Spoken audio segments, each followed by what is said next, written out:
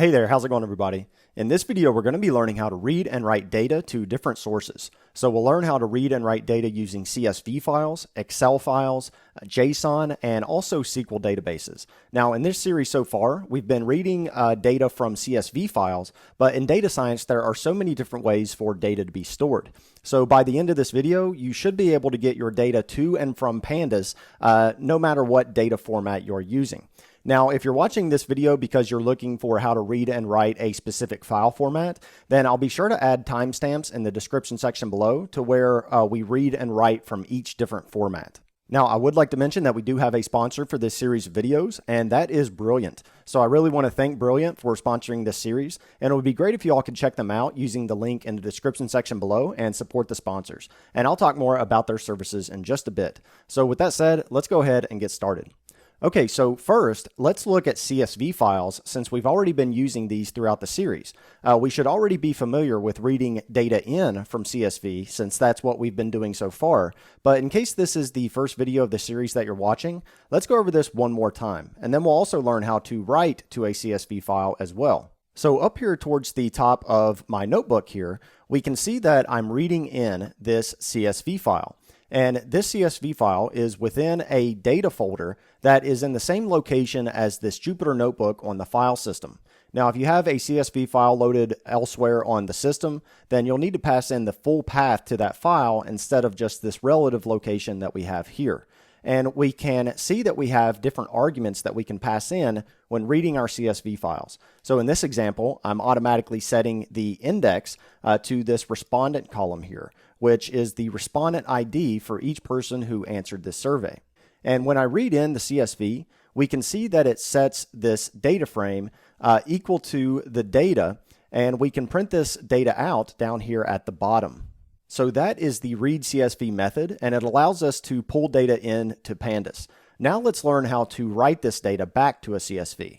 So maybe you're going to make some changes and some different analysis here to your data frame, and then we want to export this back to our file system for later use, or so that we can share it with someone else or something like that. So for example, let's filter down for a specific location in this survey. You know, maybe you're doing some analysis for your specific country and you just want to see the survey results from that location. We've seen this in previous videos, but if we want to filter, then we can simply say, I'll create a filter here and just say that I want the country here, and I'll grab if the country is equal to India. So let's say you're doing some analysis and you only want the survey results from India. So now I'm going to create a new data frame here. I'll call this India DF and do a df.loc and pass in that filter. So now if I do an India df.head to take a look at the beginning of this new data frame, if we look over here in the country column, then we can see that all of these countries here are now set to India. So now let's say that we want to export this new filtered data frame to a CSV file. So to do this, we can use the toCSV method. So we can say, I'll just say India_df, which is our data frame, .to_CSV. And now I'm just going to pass it into that same location in that data directory. And then I'll just call this modified.csv. So if I run this, we can see that we don't get any errors. And now if I go back and look at my file system here, then I have this modified.csv. So if I click on this, then we can see that this is, a little bunched together since it's a CSV file, a raw CSV file that we're looking at. But we can see that we have all of our column names here. And then the second row should be the first result. And I can see here that we have India for that country. If I look at the second result, we can see we have India again and India again down here, most likely. I can't see it, but, we can just assume that it's there. It's looking good. Oh, and actually, there it is right there. So we can see that we did actually export that data frame where we filtered that down to a new CSV file. Okay, so that was easy enough. So now let's look at how to read and write to some other formats. So one thing that you might run into is a tab delimited file. These are almost exactly the same thing as CSV files, but instead of your data being separated by a comma, the data is instead separated by tabs. So to do this in Pandas, we're still going to use the same CSV methods that we've already seen, but we're going to pass in a custom separator. So we can write to a tab delimited file just by changing the file extension here to .tsv. And I'm also going to specify a separator argument. So I'm going to say sep, S-E-P, and then you want to pass in your separator. Now you can pass in anything here if you want, a file that is separated by hashes or anything, but commas and tabs are probably the most common. So I'm going to put a \t there because that's how we specify tabs in Python. And now if I run this cell, I'm going to go back to our data directory here. We can see that now we have this modified .tsv. If I click on that, then we can see that now this looks almost exactly the same as the comma separated file, but now we have tabs here instead of commas. Now, if you're reading in tab CSV files, then all you need to do is take this SEP equal to \t, and you can just add that as an argument up here to read CSV. So it's basically the same thing. Okay, so now let's move on to some other file formats. Now, a very popular file format when working with this kind of data is Excel. Now, if we want to write to Excel, then we're going to need to pip install a couple of packages. So I have my terminal open with the current environment that I am using. This is my Jupyter Notebook running here. Let me grab my other terminal. So I have the same environment that I'm using within Jupyter. You want to be sure that you're using that same environment so that you're pip installing in the right location. And now we're going to install a couple of packages. So first I'm going to say pip install, and this is XLWT. So XLWT will write to an older XLS Excel format. But if you want to write to a newer XLSX Excel format, then we'll also need to install OpenPyXL. And you can pip install multiple packages just by listing them all right here. And finally, if we want to read Excel files, then we can install the XLRD package. So I think that is the three packages that we're going to need in order to work with Excel files here. So I'll go ahead and install all of those and let those finish. And once those are installed, let's go back to our notebook, and now let's try to write to an Excel file. So to write to an Excel file, I'm just going to write this same modified data frame that we have here, and we're going to use the to_Excel method. And this is just as easy as passing in, let's see, I'll save it in that data folder again.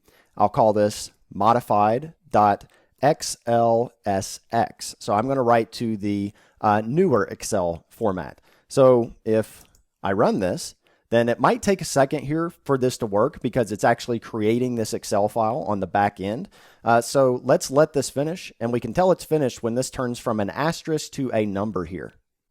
Okay, so once that's finished, let's flip over to our data folder here, and we can see that we do have that .xlsx file. Now, this likely won't open up in Jupyter because this is an Excel file. We can see here that we can't open this up in the browser. We actually need Excel. So let me open up my Finder window here. I have this open down here, and I am within this data folder. And we can see that we have our modified.xlsx file here. Now, I don't actually have Excel on this machine. I have Numbers. So I'm going to open this up in Numbers. It should basically be the same on Windows, but you can just open it up with Excel. Now, again, this might take a second to open up because we do still have a lot of rows here in this data. Okay, so we've got this opened up in Excel. Again, I'm on Numbers because I'm on a Mac and I don't have Excel installed, but it should open up fine in Excel as well. Let me zoom in a little bit here. So we can see, and we can format these if we need to. So for example, we can change the column sizes here so that all these fit in. But we can see here that we have our respondent IDs. If I look over at country, we can see that it did export the filtered data frame that we were hoping to export. So everything looks good here.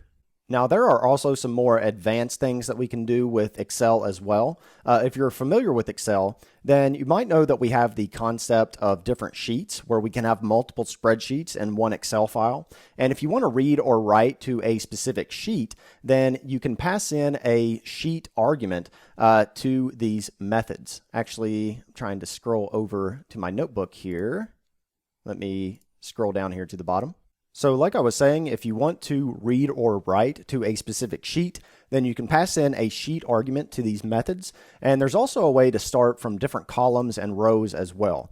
But I'm not going to go into all these little details here. If you Google this method name to Excel, then you can find the arguments that you can pass in and all the additional details in the documentation.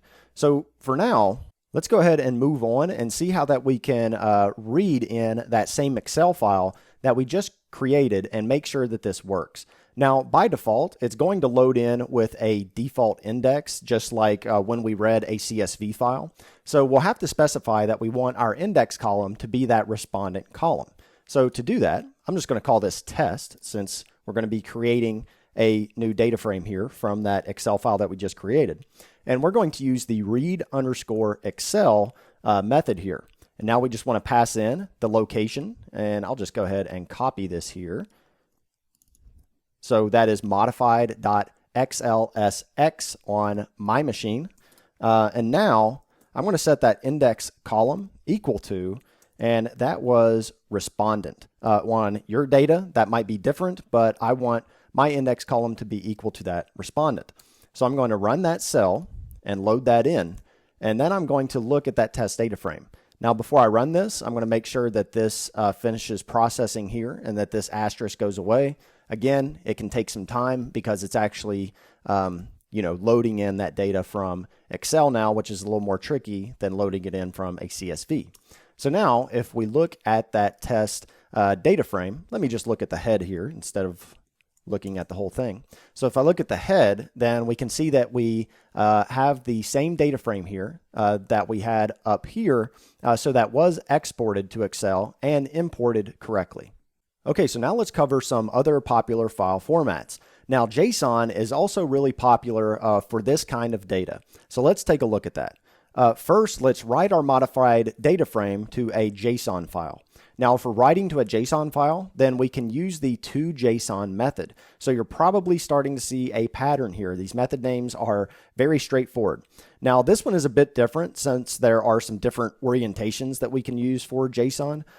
So just by using the default arguments, I can just say, so that was India df.to_JSON. And now I'll pass in a file location here, but instead of an Excel file, we want a JSON file. Now I'm just going to use the default arguments for now, and then I'll show you how we can change this up a bit. So if I run this, we can see that ran very quickly. If I go back to my data folder here, then now we have this JSON file. If I look within here, okay, that took just a second to open up on my machine. Again, we do have a lot of data in here.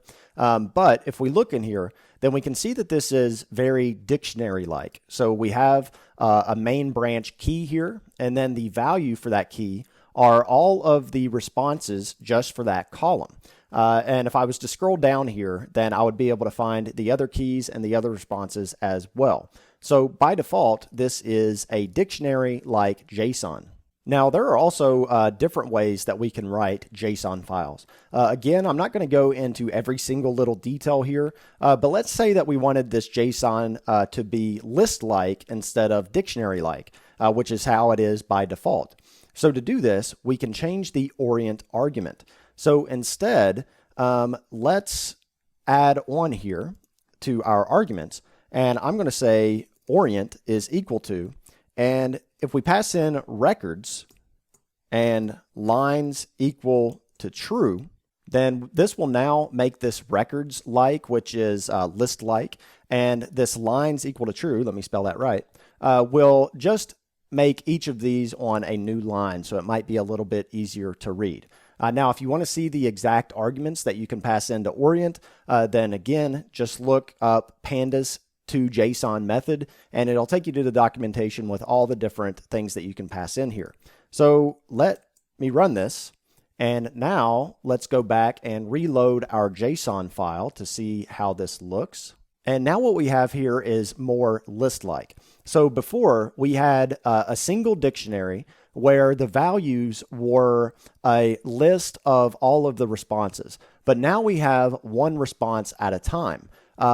So we have the main branch, and then so this is actually this first one here. If I scroll down, we can see that this is the second response. This is actually the entire first response. So we have the main branch, and then that answer, and then open source, and then that answer, and then so on. And we can see here that for the country, we have India. And each response within this survey is actually on a different line. So that's a little bit different than how it was before, but there's just different ways that we can export these JSON files depending on your needs. Okay, so now that we've written our data to JSON files, now let's also read this JSON file so that we can make sure that we know how that's done as well.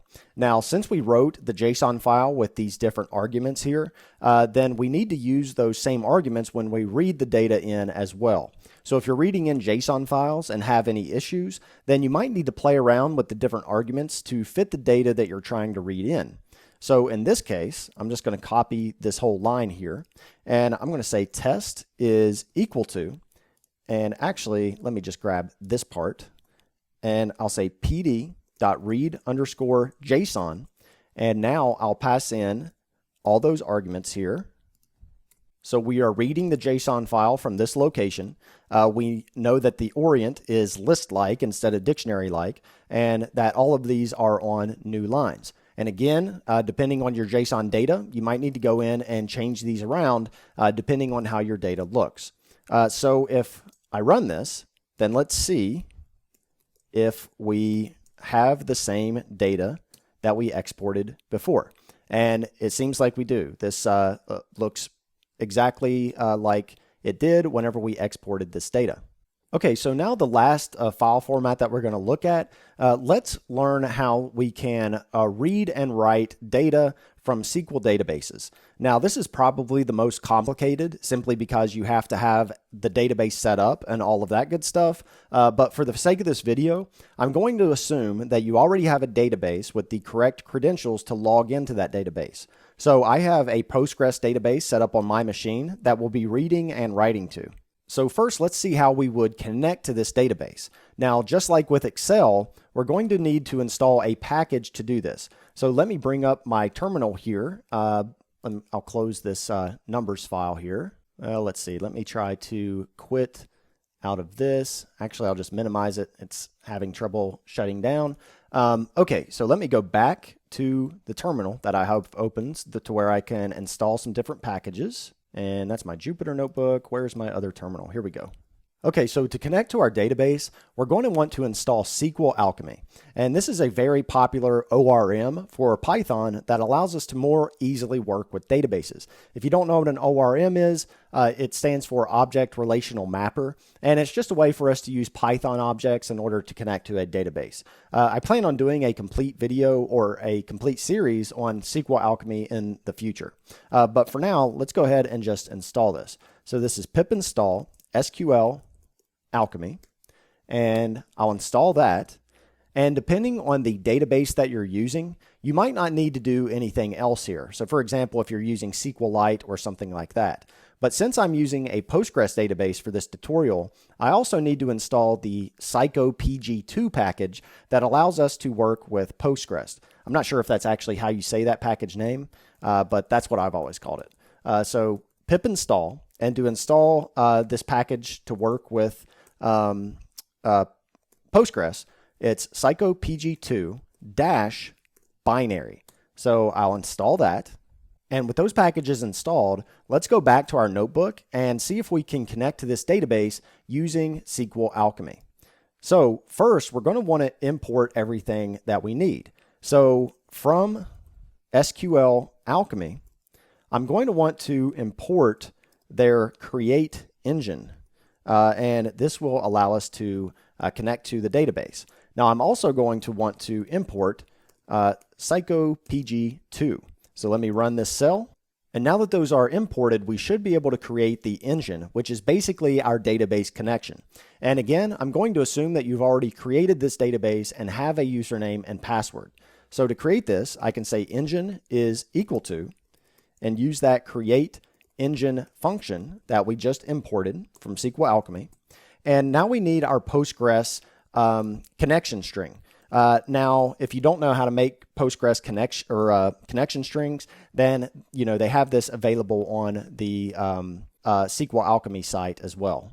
Let me make sure I spelled this correctly. That is PostgreSQL, and then we want to pass in the username and password for our database. Now, for my case, I just made a user of dbuser and a password of dbpass. Now, another thing here that I'd like to mention is that you probably shouldn't put credentials within code like this. I'll leave a link in the description section below where I show how in Python you should use something like environment variables or a config file to hide this information. But for the sake of this tutorial, I'm just going to put it directly in here. But if you're doing this in production code, I would highly recommend using environment variables so that you don't expose your username and passwords within your code base. Okay, so there we have our username and password, and now the database that we want to connect to. So this is on localhost. This is on my local machine. It's running on port 5432, and now the name of the database. Now I have pgadmin open here where I can see my databases, and we can see that I've just created an empty database here called sample_db. So that is the database that I'm going to connect to. Okay, so if I typed everything correctly here, then I should be able to get a connection to that database. So now let's try to write our modified data frame to a table in this database. And this table doesn't need to currently exist. By default, it will create this table for us. If it does already exist, then we'll need to add another argument to handle that, but we'll see that in just a second. So to do this, I can just say India_df, which is the data frame we want to export. Then this is to_SQL. And now the table that we want to write this data to. I'm just going to call this sample_table. Now again, this doesn't currently exist, but it should create it. And now we need to pass in our database connection here. I called mine engine, so let's pass that in. And if I run this, let's see if this works.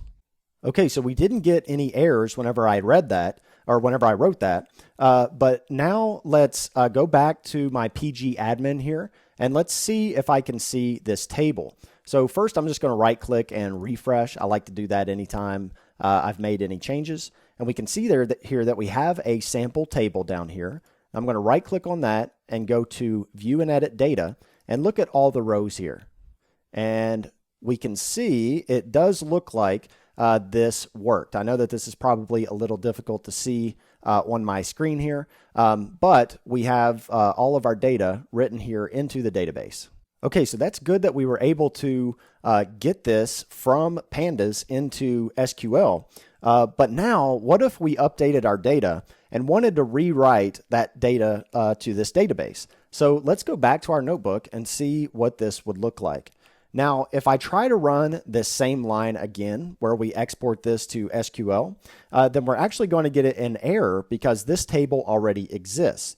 If you want to write over a table, then we can add in an additional argument. And the argument that we want to add in is called if_exists equals, and now what we want to do if this table already exists. Now, in my case, I'm just going to replace that table with our new data, but there are also other options as well. We could have it throw an error, which is what it does by default. We could also append data to a table. So if you're doing like a daily script where you're analyzing information, then you can just append that daily data to your existing table. But for this example, I'm just going to have this replace the table. So let's run this. And once this is finished processing, then I will go back to pgadmin. Now, again, let me come up here and refresh this and dig back down into the database. And let me close this view here. And let's see if we still have this data. Okay, so we can see that this worked. We were able to rerun that command, and it just replaced that data that was in that existing table with our new data. In this case, it was the same data, but that's how you would do that. Okay, so lastly, now that we've seen how to add our data to a database, now let's see how we can read in this same data using SQL. Now, if you skip to this part of the video using the timestamps in the description sections below, then please go back to when we wrote data to our database and see how I set up this database connection here, because we're going to reuse that same connection to read in our data.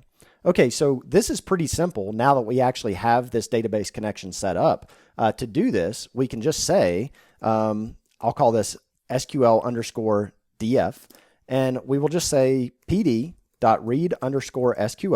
And now we want to pass in the table that we're going to read from, and that was sample_table. And now pass in our database connection. My connection here I called engine. And also, I'm also going to pass in an index column, just like we did when we read in our CSV. So I'll say index column is equal to, and that is going to be this respondent row right here. For your data, that might be different. So whatever you want to be your index, just pass it in there. If you want Pandas to just do a default index, then you can just leave this off entirely. Okay, so if I run this, then let's look at SQL_df.head to make sure this worked.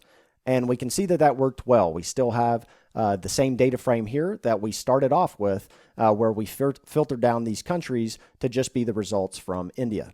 Now, there might be instances where you don't want to load in an entire table, but you want to run a specific SQL query in order to load in our data. To do this, we can use the method read_SQL_query to run a specific SQL query. So let me just copy what I did here and paste this down here. And now instead of reading in this entire table, I'm going to actually run a query here.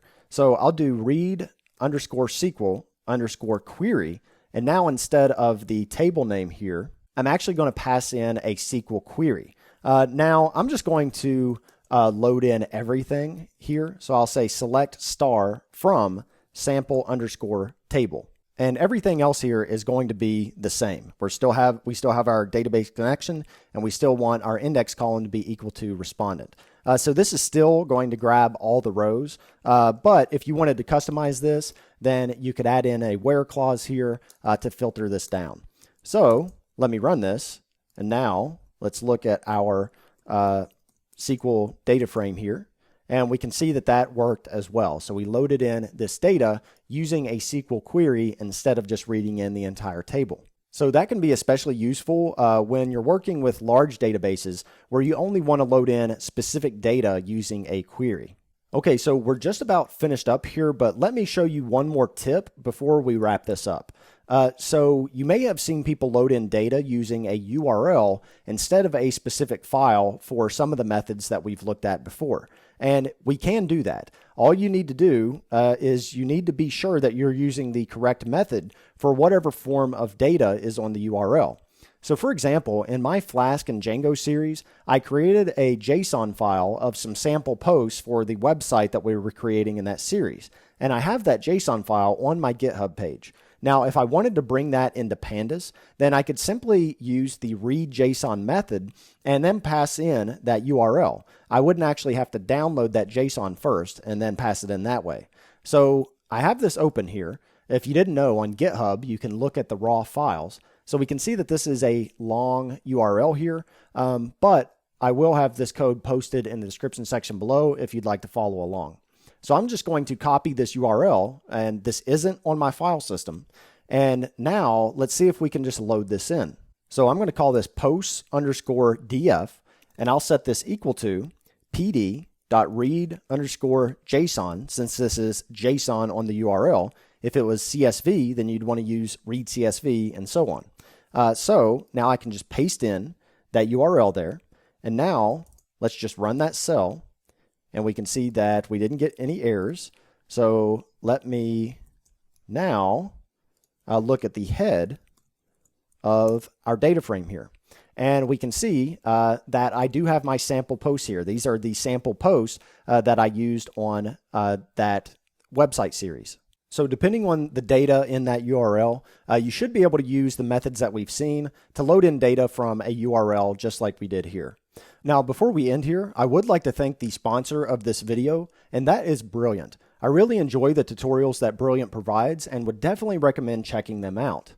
Brilliant is a problem-solving website that helps you understand underlying concepts by actively working through guided lessons. And Brilliant would be an excellent way to supplement what you learn here with their hands-on courses. They have some excellent courses and lessons on data science that do a deep dive on how to think about and analyze data correctly. So if you're watching my Pandas series because you're getting into the data science field, then I would highly recommend also checking out Brilliant and seeing what other data science skills you can learn. They even use Python in their statistics course and will quiz you on how to correctly analyze the data within the language. Their guided lessons will challenge you, but you'll also have the ability to get hints or even solutions if you need them. It's really tailored towards understanding the material. So to support my channel and learn more about Brilliant, you can go to brilliant.org/CMS to sign up for free. And also, the first 200 people to go to that link will get 20% off the annual premium subscription. And you can find that link in the description section below. Again, that's brilliant.org/CMS. Okay, so I think that's going to do it for this Pandas video. I hope you feel like you got a good idea for how to read and write data from multiple different sources. What we covered here should cover the vast majority of file formats that you're going to be seeing and using in the data science field.